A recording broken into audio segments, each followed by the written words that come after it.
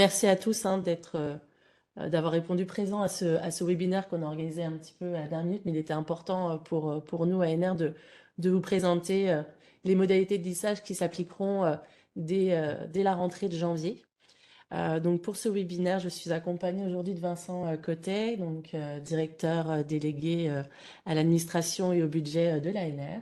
Bonjour. Et moi-même, du coup, Émilie Abillon, directrice adjointe de la direction du conventionnement et du financement. Et on va commencer sur ce webinaire.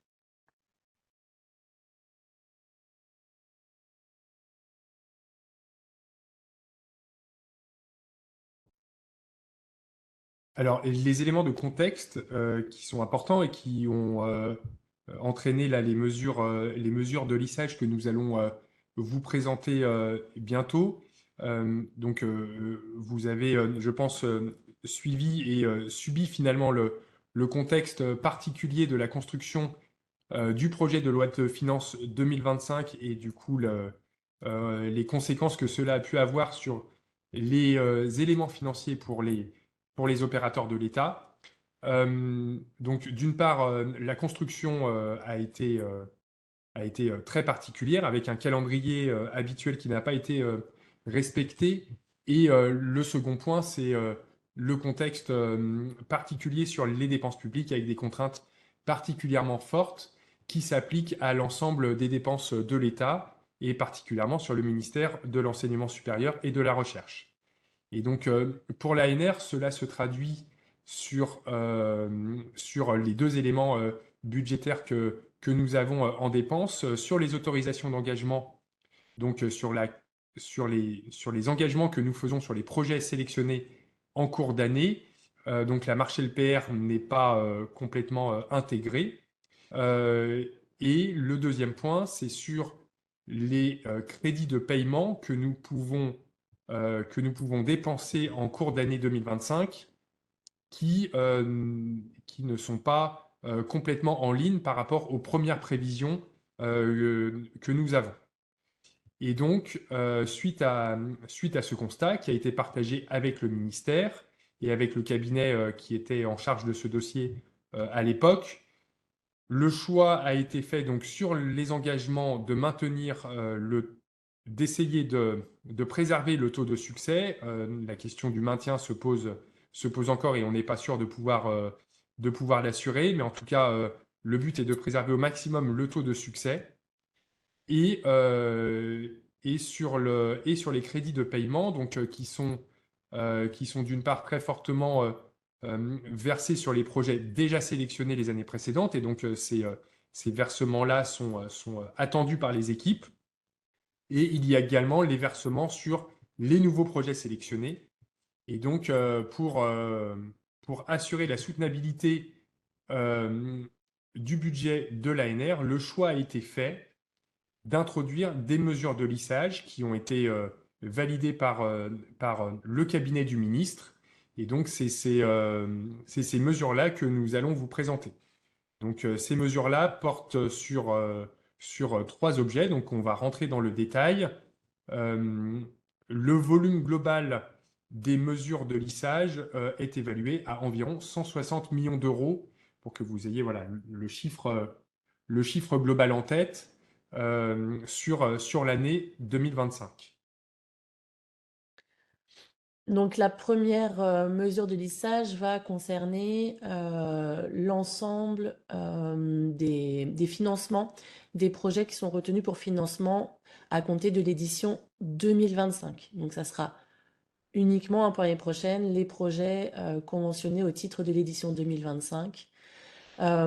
Pour lequel habituellement en fait vous avez un échéancier de versement. Donc là on a pris le schéma sur une moyenne de 50 projets, hein, ce que l'on fait dans la majeure partie des cas, avec un lissage de 20% chaque année de versement de la subvention.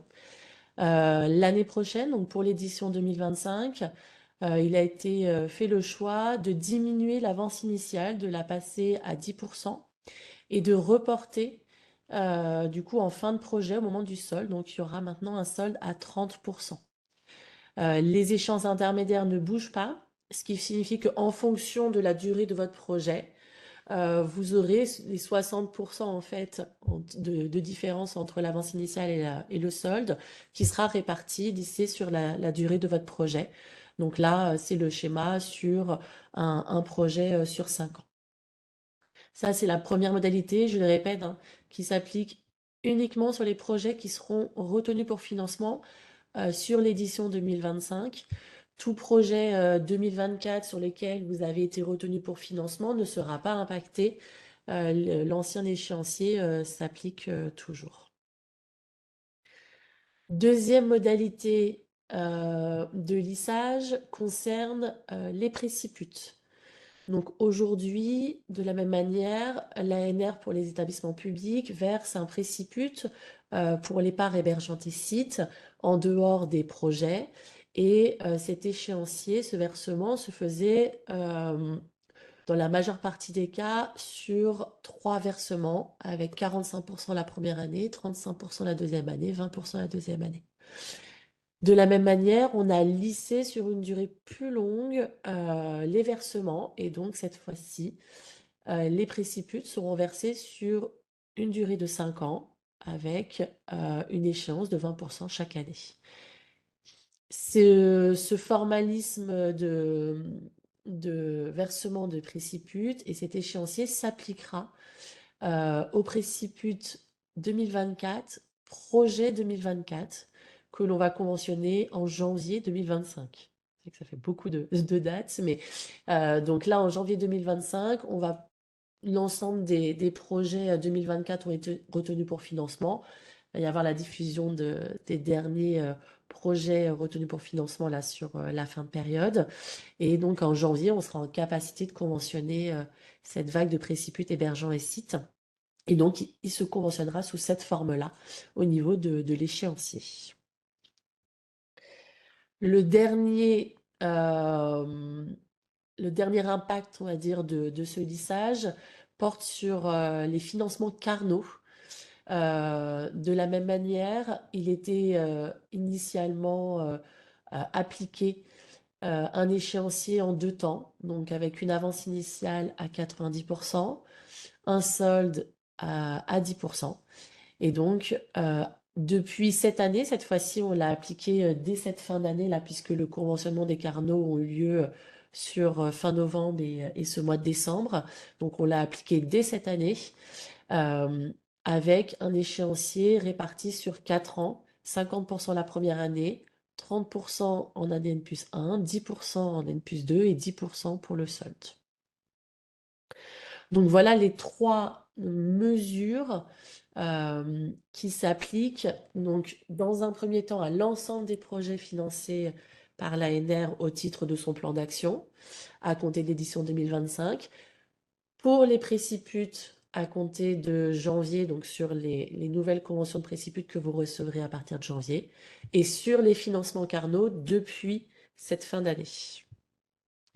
Si vous avez des questions, n'hésitez pas à les poser dans le chat sur les projets Prima. Alors, peu importe dans la partie, sur cette partie-là, en fait, projet financé, c'est vraiment tous les projets financés au titre du plan d'action. Donc, c'est aussi bien l'appel à projet générique que l'ensemble des appels à projets spécifiques qui peuvent être mis en place par l'ANR, qui sera mis en place par l'ANR en 2025. Donc c'est aussi bien les projets qui ont été déposés déjà sur cette fin d'année au titre de l'édition 2025 que ceux qui feront l'objet de dépôt et de sélection du coup en 2025. Cela ne concerne pas les projets financés par France 2030 et par Non, les investissements d'avenir. tout à fait. C'est uniquement plan d'action ANR. Pour le préciput inférieur à 150 000 €, il est toujours question de le payer en une seule fois. Ça, oui, ce n'est pas remis en cause.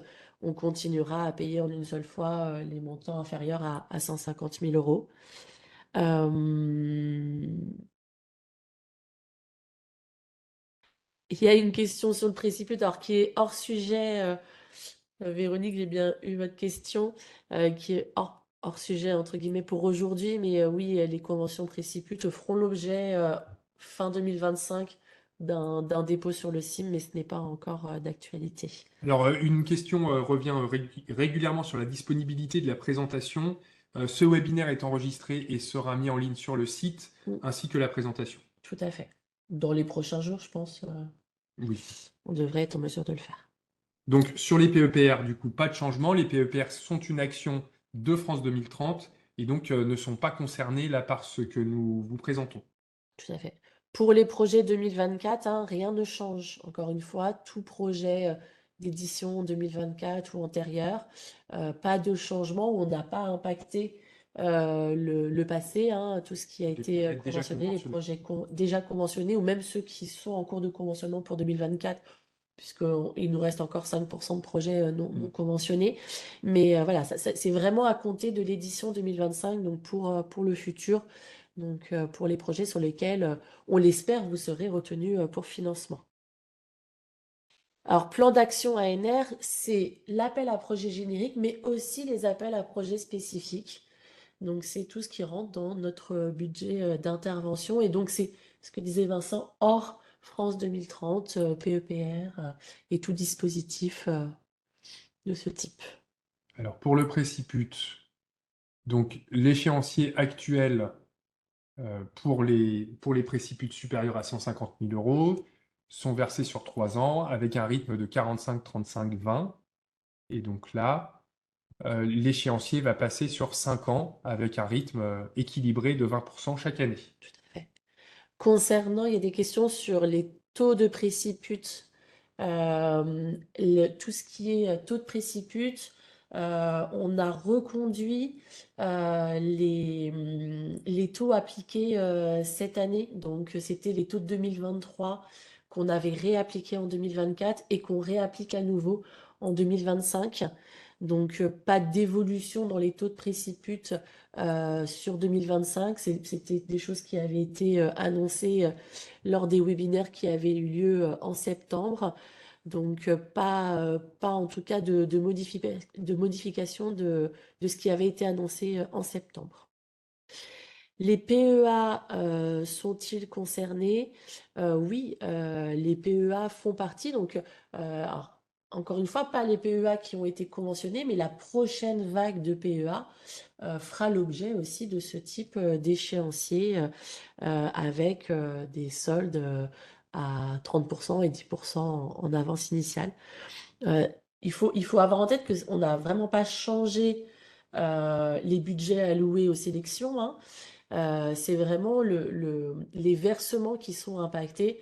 Et donc, plutôt que de recevoir 20% en avance initiale, vous recevrez que 10%. Et par contre, on reporte du coup les 10% au moment du solde. Donc, pas du tout de modification sur le reste.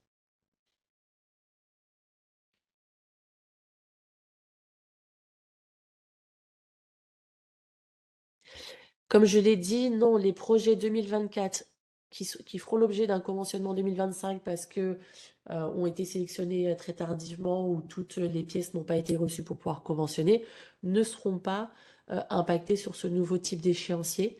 Ils seront toujours sur l'ancien forme d'échéancier. Pour les préciputes, il y a des questions sur quand est-ce que vous recevrez les nouvelles échéanciers des conventions.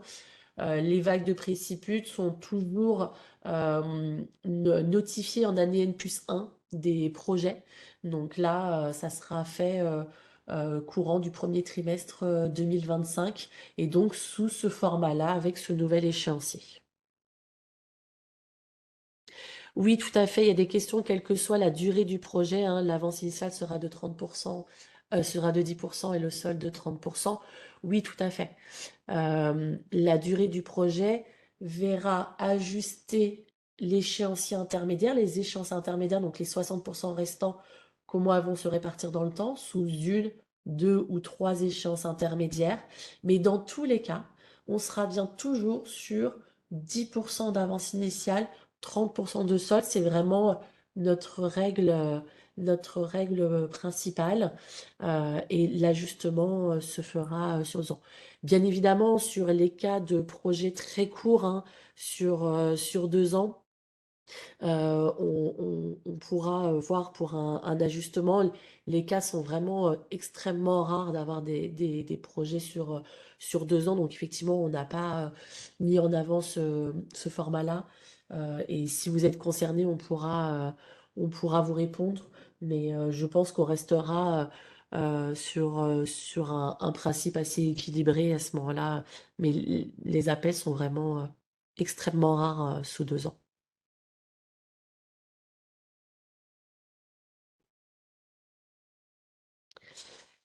Concernant les Carnot, il y a des questions sur le conventionnement. Donc, le conventionnement est en cours hein, sur les Carnot et donc est sous le format euh, hop, présenté ici pour cette année.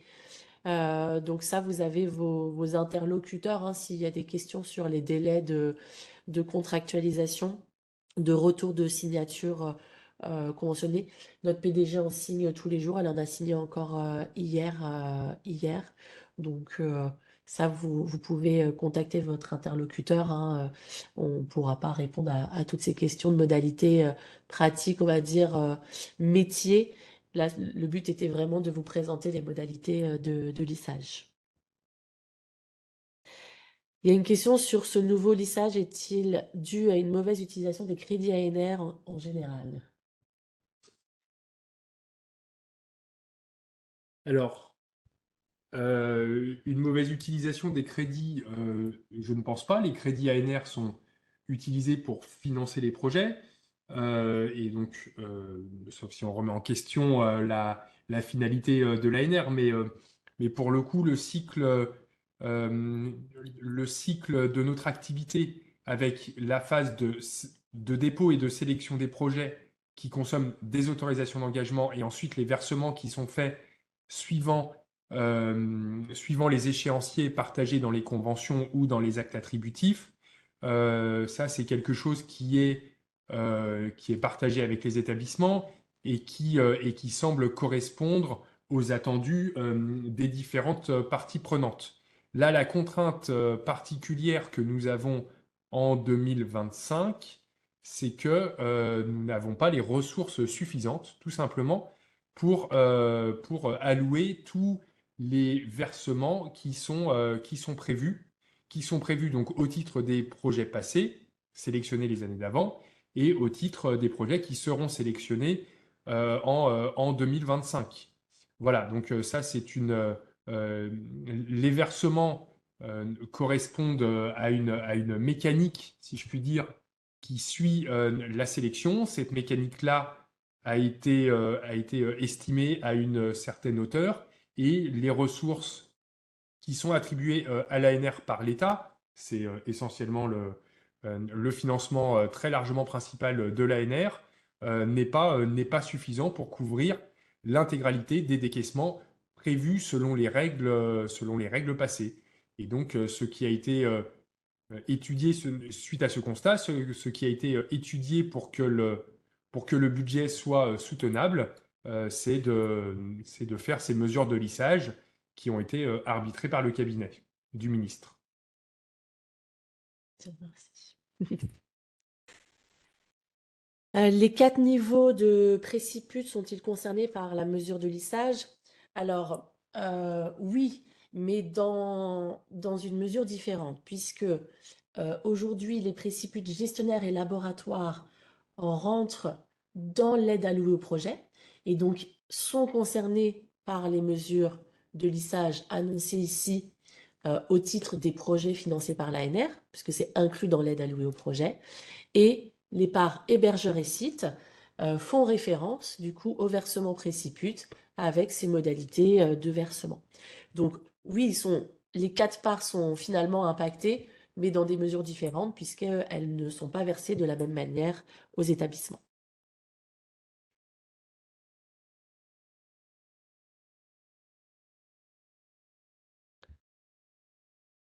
On ne voit plus de nouvelles questions. Il y a des retards de signature d'actes et des versements d'avance sur nos projets validés. Est-ce dû à des contraintes budgétaires? non. Pas de contraintes budgétaires cette année, hein.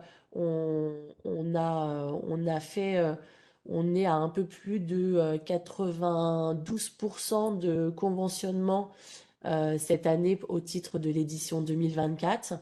Après, un conventionnement peut avoir des aléas, il y a plusieurs étapes hein, dans une étape de contractualisation. Il y a la validation par l'ensemble des tutelles déjà du projet, de ses annexes financières, par aussi des validations par le responsable scientifique, des validations internes à NR, de cohérence de budget, et ensuite un processus d'édition et de signature des actes.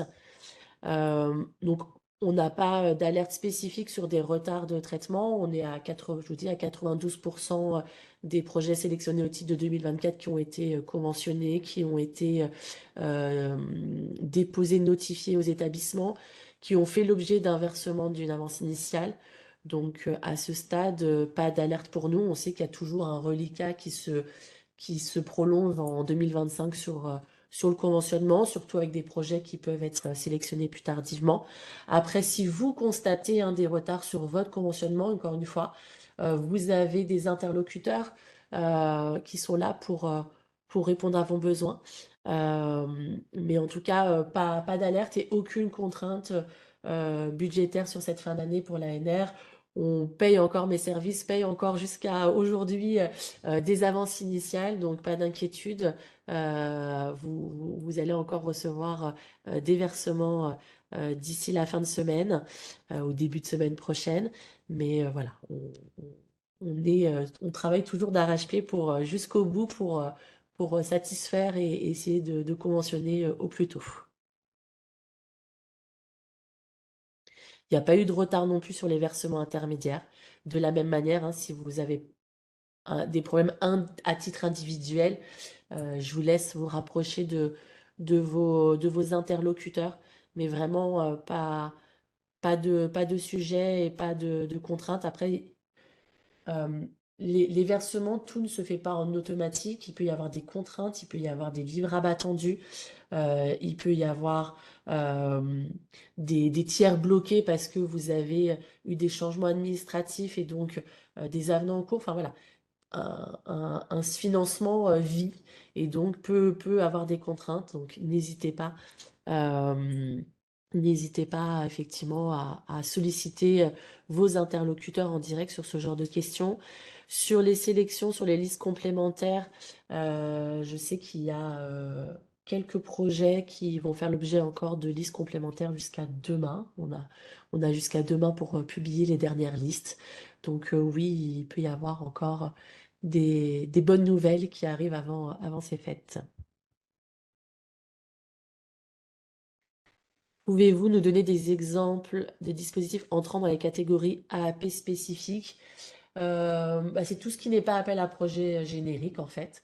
Donc ça va être des ERANET, ça va être des projets avec des cofinancements type Astrid Maturation, ça peut être euh, des appels flash, c'est tout dispositif qui sont financés par l'ANR qui font l'objet d'un appel à projet qui n'est pas l'appel à projet générique. Je pense qu'on a fait le tour des questions. En tout cas, j'espère qu'on a répondu à toutes vos questions. Encore une fois, l'ensemble de ces slides et ce petit webinaire sera disponible sur le site internet. Nos équipes restent bien évidemment à votre disposition au quotidien pour répondre à toutes vos questions, que ça soit au niveau de la direction du conventionnement ou du financement. Sur le site ANR, vous avez aussi la possibilité de poser des questions. C'est renvoyé au niveau des métiers. Vous avez vos chargés de projets scientifiques aussi qui sont là pour vous accompagner et accompagner vos chercheurs tout au long des projets. Donc voilà, l'ensemble des équipes ANR reste à votre disposition pour répondre à toutes vos questions et nous vous souhaitons également de très belles fêtes de fin d'année. Merci beaucoup.